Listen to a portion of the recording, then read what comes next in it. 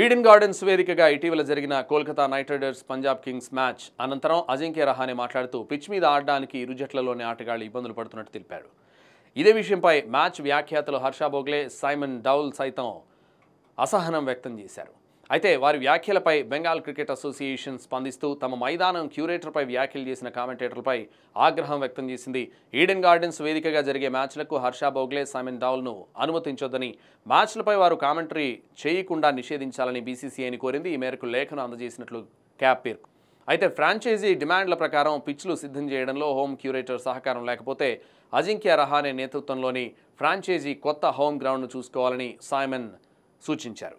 అలాగే హర్ష భోగ్లే సైతం పిచ్ విషయంలో అసహనం వ్యక్తం చేశాడు. వారు తమ సొంత మైదానాల్లో ఆడుతుంటే వారికి ఉపయోగపడేలా ట్రాక్లను సిద్ధం చేయాలన్నాడు. కానీ ఈ విషయంలో క్యాబ్ క్యూరేటర్ ముఖర్జీకి మద్దతుగా నిలిచింది. అతను ఏ తప్పు చేయలేదని, వేదిక వద్ద సిద్ధం చేయాల్సిన పిచ్ స్వభావాన్ని ఏ ఫ్రాంచైజీ నిర్దేశించలేదని, క్యూరేటర్ ముఖర్జీ బీసీసీఐ రూల్ బుక్ను మాత్రమే అనుసరిస్తాడని పేర్కొంది. ఇక క్యాబ్ విజ్ఞప్తిపై బీసీసీఐ నుంచి ఇంకా అధికారిక స్పందన రానప్పటికీ ఈడెన్ గార్డెన్స్లో జరగనున్న మ్యాచ్లకు హర్ష భోగ్లే, సైమన్ డౌల్ వ్యాఖ్యానించే అవకాశం లేదని పలు నివేదికలు పేర్కొంటున్నాయి.